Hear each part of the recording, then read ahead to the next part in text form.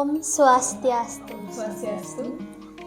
Halo sahabat belajar di Spenba, selamat datang kembali di acara Ngopi, Ngobrol Pembelajaran Inovatif.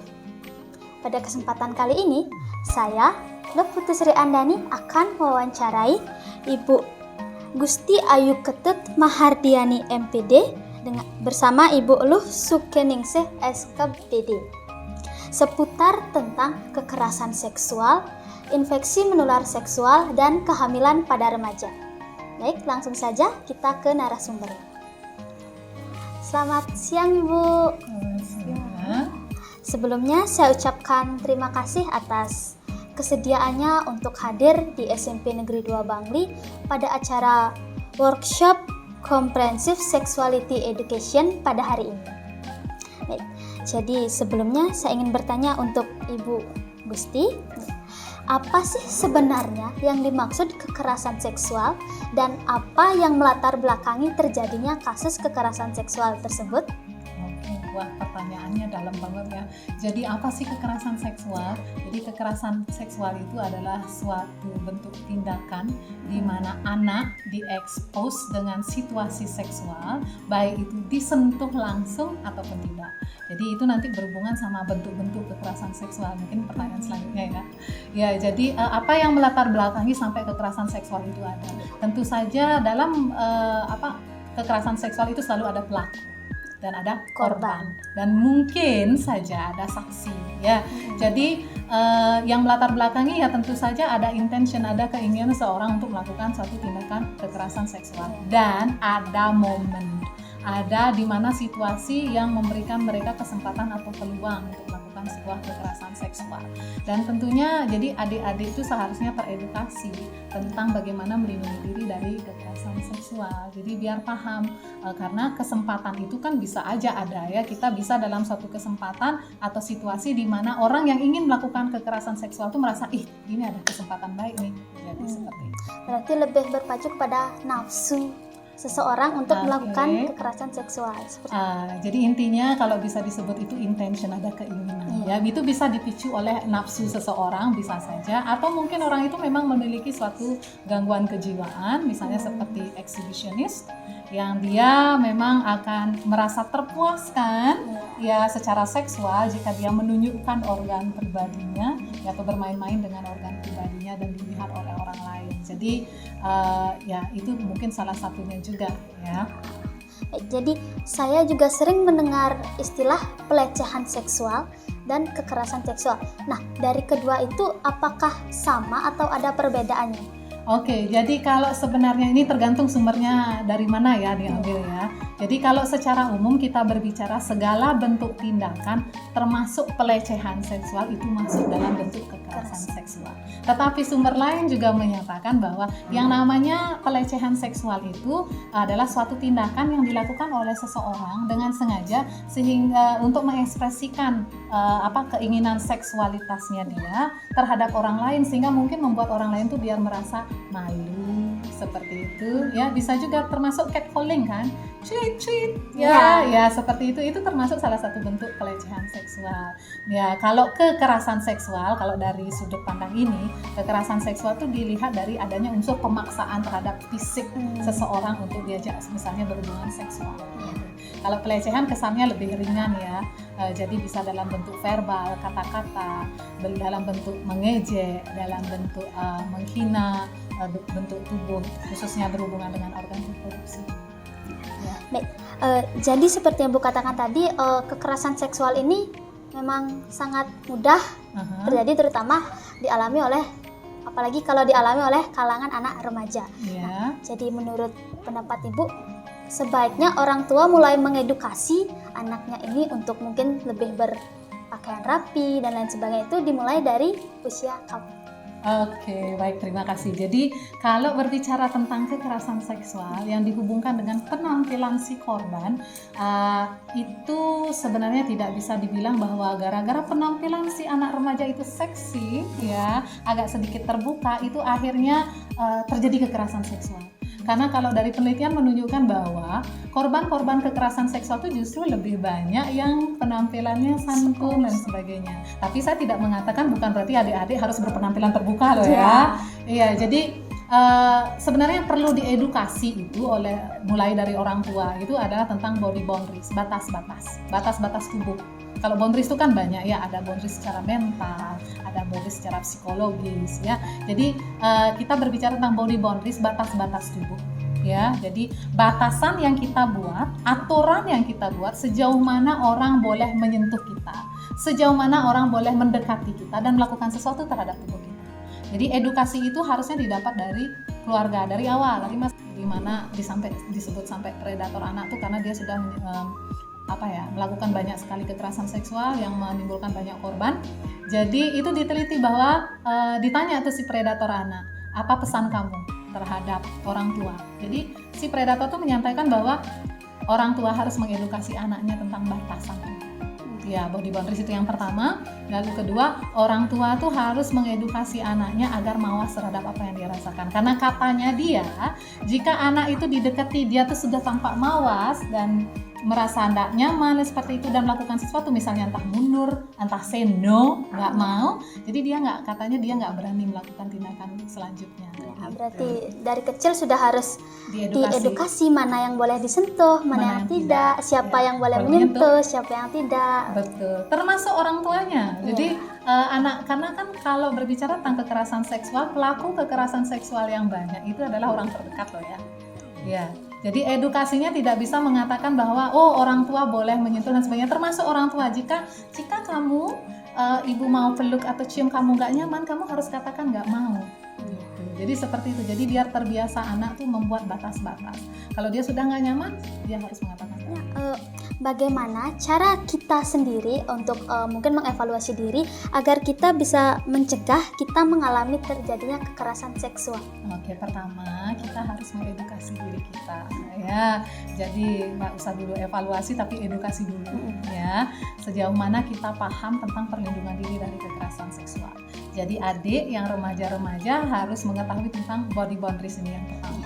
Terus kalau kalian, karena kalian ini masa pubertas, ketertarikan dengan lawan jenis itu sudah mulai ada dan seperti itu, dan bisa saja ada hubungan romantis atau berpacaran dengan orang yang umurnya jauh di atas kalian ya. Kalian itu pertama, itu makanya saya sampaikan pertama harus tahu batas-batas. It is called body boundaries. Itu yang pertama. Yang kedua, kalian jika berpacaran harus membangun hubungan itu berlandaskan apa? Respect and consent. Jadi harus ada respect, rasa menghargai, ya, menghormati pasangan kalian atau misalnya pacar kalian atau teman kalian, nggak usah jauh-jauh, atau saudara kalian. Jika misalnya mereka yang simpel aja dipegang tangan nggak mau, kita harus menghormati itu. Kita lihat aja dari hal-hal praktis yang seperti hal-hal kecil yang kita lakukan setiap hari ya.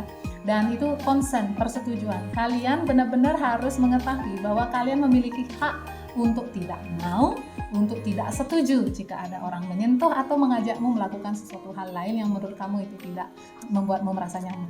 Jadi berarti mulai dari menjaga atau batasan tubuh, ya, menjaga privasi orang lain. Ya, menghormati privasi orang lain, betul. Jadi pertama, body boundaries, harus tahu batas-batas tubuh. Yang kedua, melandasi hubungan dengan respect dan consent. Terus yang ketiga, harus paham dengan apa itu sentuhan aman dan nggak aman. Ya, jadi sentuhan aman dan nggak aman harus mengerti. Dan terakhir, adik-adik semua harus memiliki orang dewasa yang kalian percaya. Dan paling tidak, kalau para ahli Sanders namanya mengatakan bahwa paling tidak anak-anak tuh memiliki 5 orang dewasa yang mereka percaya. Kalian ini kan masih kategorinya anak-anak kan, di bawah 18 tahun ya. Jadi memiliki 5 orang dewasa yang bisa dipercaya, dan jangan sampai ke 5 orang dewasa ini dari keluarga, nggak boleh. Ya, harus ada beberapa orang luar daripada keluarga. Jadi jika kalian menerima bentuk kekerasan, nggak hanya kekerasan seksual apapun itu, atau kalian merasa bingung atau ingin mencari bantuan dan ingin bicara, oke, kamu harus datang pada 5 orang dewasa ini. Kalau orang pertama nggak mendengarkan, datang pada orang kedua. Orang kedua tidak mendengarkan kamu, memberikan perhatian, datang pada orang ketiga. Seperti itu selanjutnya. Sehingga bentuk kekerasan yang ekstrim itu bisa dihindari, misalnya pemerkosaan dan sebagainya, atau berhubungan seks yang intens itu bisa dihindari. Seperti itu. Baik, jadi seperti yang Ibu katakan tadi, kita setidaknya harus mempunyai 5 orang yang kita percayai paling untuk tidak bercerita ya. Iya. Nah, bagaimana jika seandainya seseorang yang mengalami kekerasan seksual ini mungkin takut atau tidak berani menceritakan hal yang mereka alami ke orang terdekatnya? Oke, jadi begini. Kalau berbicara dari sudut pandang perlindungan anak, itu merupakan kewajiban orang dewasa untuk melindungi anak. Itu period, titik, tidak boleh diganggu gugat. Karena perlindungan anak, letak tanggung jawabnya itu letaknya pada orang dewasa. Jadi orang dewasa seharusnya anak-anak itu memiliki memang paling tidak 5 orang dewasa yang mereka percaya. Kan itu pertama. Nah, permasalahan sekarang mungkin anak itu merasa takut bercerita. Nah, pada orang dewasa tersebut. Nah, itulah alasannya kenapa di 5 orang dewasa tadi tidak hanya anggota keluarganya. Ya, tetapi juga orang luar. Ya, misalnya guru misalnya atau wali kelas yang dipercayai biasa saja ngobrol. Jadi ini jika memiliki 5 orang dewasa yang dipercaya ini di luar daripada anggota keluarga, memberikan kesempatan kepada anak untuk berani bercerita. Jika misalnya anak ini pun tidak memiliki rasa percaya diri atau berani untuk bercerita dengan 5 orang dewasa tersebut, berarti 5 orang dewasa ini belum dong dipercaya. Ya kan? Ya. Jadi logikanya demikian. Kalau sudah percaya kan pasti cerita ke orang dewasa. Tapi jika anak ini tidak memiliki, mungkin alternatif lain yaitu misalnya di sekolah membuat satu program di mana anak bisa bercerita dengan temannya. Ya, jadi kayak peer discussion gitu dengan teman-teman bercerita seperti itu, tapi tentunya teman yang dipercaya. Namun ini diawasi atau dikontrol oleh orang dewasa yang dipercaya di sekolah, misalnya guru tertentu. Ya, tapi dengan syarat confidential, kerahasiaan itu benar-benar harus dijaga. Karena kalau berbicara tentang perlindungan anak, kerahasiaan identitas, permasalahan sebagainya harus benar-benar dijaga. Jadi biar anak tuh tetap nanti memiliki kepercayaan diri. Jadi intinya anak sampai nggak cerita sama orang dewasa yang dipercaya, berarti orang dewasa itu belum dipercaya. Ya. Berarti kekerasan seksual ini benar-benar dipastikan bisa mengganggu mental health seorang anak. Ya tentu saja. Jadi kalau berbicara tentang kekerasan, kan ada korban, ada pelaku, ada korban, kan gitu ya. Intinya banyak hal yang dirugikan. Kalau yang namanya kekerasan itu berarti si korban tuh dirugikan, baik entah secara fisik maupun secara emosional atau mental kita disebutnya ya. Jadi kerugiannya tuh banyak, bukan hanya fisik aja. Kalau kekerasan seksual itu sudah mengarah pada sentuhan di bagian tubuh pribadi atau sampai melakukan hubungan seksual, itu kerugiannya secara fisik ya. Tapi tidak bisa dipungkiri kerugian secara emosional itu sangat ya, dan itu akan mempengaruhi kesehatan mental yang seperti adik tadi sampaikan. Mungkin sudah aja, terima kasih Bu. Mari. Untuk Bu Suke ya. Jadi apa itu yang dimaksud IMS atau infeksi menular seksual dan apa saja contoh-contohnya? Jadi IMS itu adalah penyakit-penyakit yang tertular dan disebabkan oleh beberapa macam, yaitu ada virus, ada bakteri, ada juga kuman yang bisa ditularkan melalui hubungan seksual. Jadi ada beberapa contohnya, ada sifilis, ada gonore, ada herpes simplex, ada kutil kelamin atau kondiloma aktinata, dan juga kanker serviks. Jadi itu beberapa contoh penyakit-penyakit yang masuk kategori infeksi menular seksual. Jadi sebenarnya banyak sekali penyakit yang bisa diakibatkan karena hubungan seksual. Jadi apakah jika ada seseorang yang mungkin mengalami infeksi menular seksual ini, apakah bisa berlanjut pada keturunannya? Tentu saja, karena setiap orang yang terinfeksi IMS ini akan mempunyai resiko untuk menularkan ke orang lain, baik pasangannya ataupun keturunannya, karena virus atau bakteri itu akan tersalurkan atau tertularkan. Jadi, tapi efeknya nanti berbeda-beda. Kalau misalkan pada pasangannya dia akan menular dengan infeksi yang sama, namun pada keturunannya bisa menyebabkan bayinya prematur atau terinfeksi virus juga. Jadi apakah ada caranya agar kita bisa tidak melanjutkan penyakit ini ke keturunan kita suatu saat? Tentu saja ada. Jadi ada terapi dari setiap IMS itu sendiri. Tapi khususnya pada remaja, pencegahan yang bisa kita lakukan adalah tidak melakukan hubungan seksual. Karena dalam usia remaja itu sistem reproduksi kita itu belum matang secara seksual sebenarnya, tapi sudah bisa aktif. Sehingga kalau misalkan sudah aktif secara seksual sangat berisiko untuk menularkan dan mengalami infeksi menular seksual. Nah, apakah yang akan terjadi jika seandainya remaja, terutama mungkin kita seperti di kalangan murid SMP ini, mengalami kehamilan yang tidak diinginkan? Jadi kehamilan tidak diinginkan itu banyak sekali mempengaruhi dari kehidupan remaja tentunya.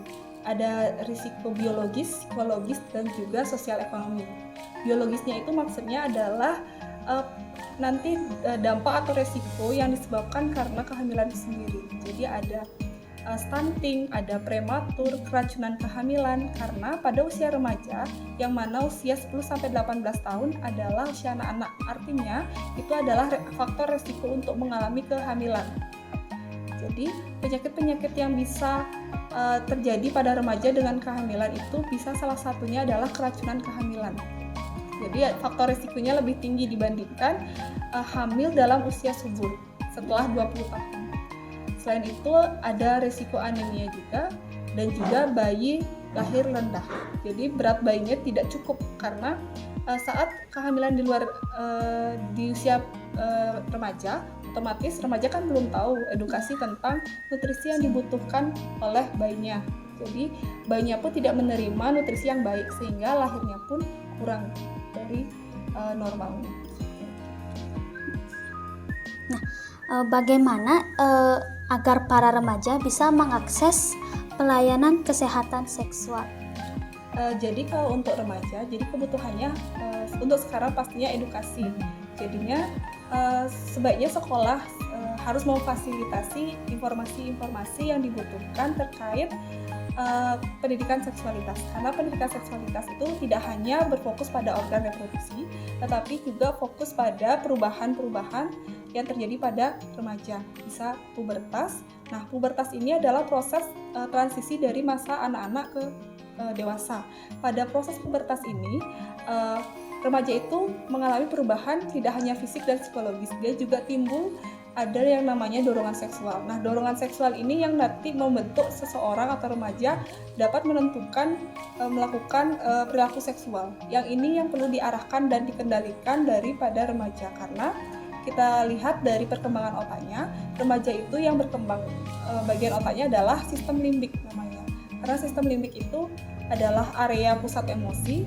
Karena dia masih berkembang dalam masa remaja, otomatis dia masih pada remaja itu terlihat lebih emosional, tidak stabil, lebih keinginannya lebih tidak terkendali. Sehingga perlu tuntunan dari pendidikan agar dorongan seksual itu menjadi perilaku seksual yang positif. Karena perilaku seksual itu tidak hanya dapat disalurkan melalui kegiatan seksual, tetapi juga perasaan dan emosi.